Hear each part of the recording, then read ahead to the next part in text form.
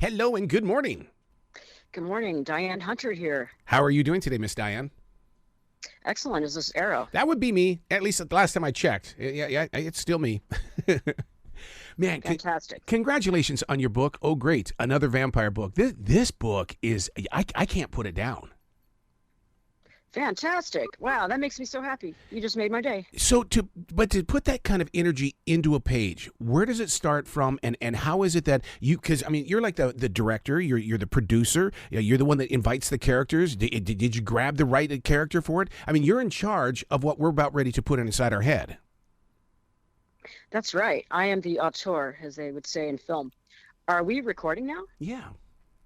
Fantastic. Wow, usually I get a prompt, but that's great. Yeah, it's, one of the things I've learned about having conversations is that, like, if you met somebody on the street, you just start having a talk, and so that's always been my fun thing about. Like Mark Maron was in the studio. We were in there for 45 minutes. He goes, "Are we ever going to get started?" I said, "Dude, we've already been started." So it's just fun stuff. I love Mark Maron, and I've heard that Joe Rogan, when people come in, he prefers to not speak to them when they come in. He likes to just get started so that they don't waste any wonderful conversation.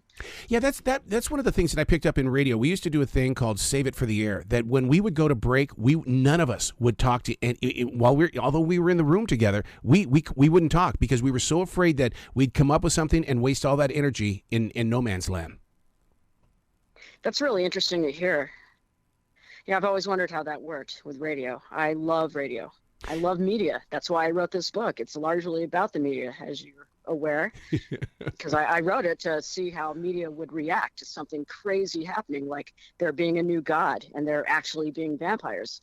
And that was really a response to, in 2019, I sat down to write it when I noticed there was an uptick in the cultural divide playing out on the news and in social media.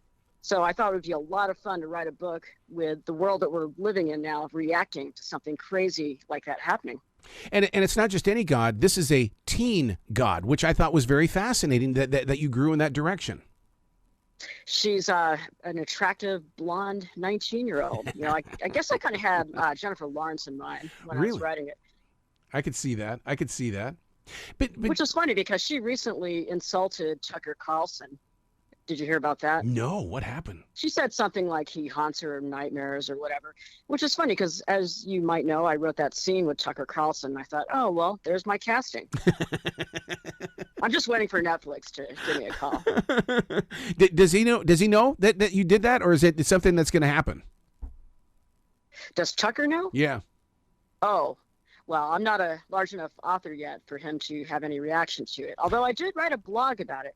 I write blogs about the topics in my book on my website, DianeHunterAuthor.com. I wrote a blog about the Tucker scene because that was one of my favorite scenes to write. I'm glad that you brought up blogging, because that seems to be that one thing that everybody once did, but we need to continue doing it because it's communications, and it's not just words that are flying by through a speaker, but rather they're right there in front of us. And I love reading blogs because I do get to study what's being thought out.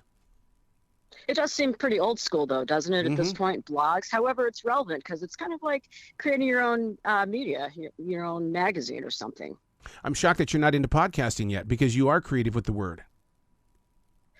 Well, I have done some podcasts, but I've never actually conducted one. But I would love it. I have a great face for radio, and I'm willing to get started if anyone wants to help me out with that. Who is D.A. MacQuin compared to Diane Hunter? Are you one and the same? Pretty much one and the same. Yeah. So when I first started publishing books, I have a sci-fi series, and I have a collection of short stories under another name, D.A. MacQuin. That's MacQuin for anyone listening. And when I wrote this new series for Oh Great, another vampire book, I wanted to go in a completely different direction with satire. And so I wanted to differentiate what I'm doing now with the previous work. So what I've done is I've started a new series. The vampire one is book one. Coming up next is probably Oh Great, another book about Jesus. So essentially, I just want to take on different genres. Maybe Oh Great, another superhero book, because the ideas never end. There's too many things to write about when it comes to satire, and it's a lot of fun. So that's what I'm doing now, is really focusing on this new series, the Oh Great series. It's interesting that you talk about, the ideas are always there, because I host a podcast that's called Creativity, the Addiction. And it's so true that people that really tap into their creative energy, it's never ending. The supply is always there. You just got to go get it. I think that's why I'm fundamentally a happy person, because I'm always excited about things I'm going to write, and I never know where it's going to go. It's almost like time travel. I sit down at a coffee shop to write. Who knows where it's going to end up? And with this book, oh great, another vampire book. The vampires in it are vehicles to write about history. Mm-hmm. So I have one vampire who was from the Carpathian Mountains when so-called Dracula was alive, and then I have another vampire who was alive during the golden age of Athenian philosophy, who was friends with Epicurus. So I get to just jump all over the place, and it's so much fun. Well, when Roman McClary meets Sarah, things begin to change for Mr. Roman. That is correct, yeah. All of a sudden he becomes less forlorn in his long life of seeing cyclical human folly over the course of hundreds of years. Yeah, Roman McClary, he's a vampire who was sired during the Revolutionary War. Yep. And I live outside of Boston, so I really love the history around here. So that was great to include that in. As that writer, do you walk around with a pen in your hand just to feel the vibration, to find out who's speaking to you? Put it this way, as a woman, I carry a purse, and I never not have a pencil and a little pad of paper, because you never know when I'm going to get an idea. So true, so true. I've always envisioned Russell Crowe in A Beautiful Mind, that as we're walking down any path, there's about 5 people standing right there next to you, waiting to be heard. Really, I always imagine him in Gladiator, because he was really hot in a Centurion outfit. Well, he's not a Centurion, but you know what I mean. So with Sarah wanting world peace, do you think readers right now are going to sit there and tap into her energy in the way that she goes, yeah, I'd like to have some of that too, because right now it seems to be a reckless little joint right now? Yeah, I think that she's a very relevant character, and I really think of this book as a book of our times, because she's someone who wants to make a better world. She wants there to be sustainability. She wants there to be free energy. And these are things that a lot of people are talking about now, and hopefully we're moving in that direction, especially when it comes to getting off of fossil fuels and lower carbon emissions, which is another thing she talks about in terms of science, and also mapping out human DNA. I think that she's really on point when it comes to trying to make the world a better place in terms of it being more equitable. But the fun part was writing a character who, when she goes about these things, might be a little too authoritarian. So that's where you get into the fun, slippery slope of moral ambiguity there. The book we're talking about is Oh Great, another vampire book. Inside these pages, what I love is like you said, the satire. So many comedians that I've been blessed to talk with always talk about crafting the joke. Your jokes are so natural in this, or the satire. Did you have to craft the paragraphs, keep going back, and test it out on people, or how did you do that? No, they just occurred to me. So you are naturally it's just funny kind of like then. Off the cuff. Well, perhaps, I don't know. I do love comedy. I have done a little bit of stand-up, mainly just open mics. And, I've been booked for a few gigs in Boston. That was before the pandemic. And so, I love comedy. People like Woody Allen, Mel Brooks, Judd Apatow. So it's kind of like in my blood, I think, to kind of like walk around and make fun of things. I was voted class clown, so I'm a very silly person. Well, you're perfect for radio. I see. One thing I think what I would love about just listening to your voice is that you would be that talent on the radio that wouldn't be a giggle chick, if you know what I mean. In other words, so many times in radio, the girls were only there just to laugh, but you seem to be the one that would be, no, I'm not going to be that girl. I'm going to create the laugh. Well, thank you. That's a great compliment. There's a Sephora not even 4 miles from where I presently stand. I got to go in there and see if there's any vampires shopping for makeup. That's because everyone knows vampires sparkle, so they have to buy makeup so that they can operate in reality. So that's a little convention that I stole from Twilight. Yeah, I was going to ask you that. Of course, I make fun of Twilight a little bit. It's kind of hard not to. So do you turn this into an animation or something that's going to be on Netflix? Because there is so much where you could turn this into a 12-part episode on Netflix or Hulu. Well, if you have any connections, feel free to keep in touch, because that would be amazing for this to be a film or a show on Netflix or a movie on Netflix. They do a lot of good stuff. How do you come up with the characters in the way that my first book, what I did was I would cut out pictures from the National Enquirer and say, okay, you're going to be this character, you're going to be this character, okay? And because when you've got an ancient Greek with an eating disorder and a shepherd with a fake Southern accent, it's like, how the hell did she even think of this? Well, I mentioned earlier, I'm quite silly. I think my brain is just kind of all over the place, Yeah. especially if I drink a bunch of coffee. I just like write stuff that I think cracks me up, and hopefully I make other people laugh too. But that's the one hard thing about being a writer for me, is that I do spend so much time alone. So it really helps to have a beta reader, to let me know what works and what doesn't. Kind of like how stand-up comedians go up on the stage and they want to see what works and what doesn't until they hone their act. Yep. Yeah. Yeah. So do you have a writing space, a writing place where you go and you can vent out, but you also spoke about being out in public and writing and stuff like that, but you still have to have that one place where you connect. Actually, it's not so much in one place as it is a state, and that is not bothered.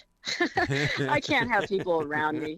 I wrote, Oh, Great, Another Vampire book, mainly at Starbucks, just because it was convenient. Mm-hmm. And so I put on headphones. No one bothers me. It's great. That's really the main thing. I have to get into my own head. I tell you, the reason why I laugh at that is because being in radio and being the production director for iHeartRadio, the thing is that people would just walk in. And I finally looked at someone and said, would you walk in on me if I was in the bathroom? No. Then why are you doing it here? Think of this. I am dumping right now. I'm dumping all of my creative energy into this computer. Yeah, it's really important to not be interrupted. And, a lot of people that work in programming, I've heard, they really get into this zone. And if someone walks in and asks a question, you kind of, you get discombobulated a bit. Something that's still on my mind, you talked about your next book could be, Oh, Great, Another Book About Jesus. And I was going to ask you about that in the way that one of my last books was Conversation with the Devil. And people sit there and they right away, they judge the book by its cover. And it's like, man, you have no idea. Your book is going to be the same way, right? Where it's going to be, you've got to get into the pages. Don't judge the book. Absolutely. Yeah, I was just kind of following in that tradition of other people who've written books about Jesus, such as, Nikos Kazantzakis, The Last Temptation of Christ. Yeah. That's probably the most well-known one because they made a Hollywood movie out of it. I think Harvey Keitel might have been in it. So it was kind of like Mean Streets, but in Jerusalem. I remember when that movie was, everybody wanted to ban it. And then I finally found it at like a Blockbuster Video, and I said, oh, my God. I look around going, is anybody going to watch me as I go rent this movie? Yeah, it's a good one. I haven't read the book, though, to be honest. But yeah, I wanted to write a story about Jesus where everything you know about Jesus is true. He was born of a virgin. He did die, and he did rise up 3 days later. But when he does rise up, he doesn't ascend. He just has to go back to work. God. So true. So true. That's it's a travel story, essentially. It's like I've heard people say the one thing about the human being is that they're remembering Jesus for the worst day of his life. And, it's like, come on. The worst day. Wow.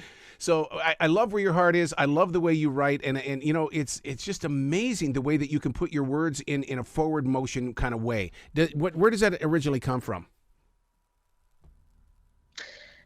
Spending lots of time alone. It's just my personality, just writing stuff to make myself laugh, writing things that I think I would like to read and that emulate people that I admire, mainly Mel Brooks. Yeah. I would give anything to meet him. He's probably one of my favorite humans. Oh my God! When they did Missouri Breaks up in Montana, it just blew me away that his energy was right there, and then to be there with Marlon Brando. I went up and knocked on his door, and when it was there at the War Bonnet Inn, and he goes, "What?" And that's all he said to me, "What?" And I took off. I couldn't handle it.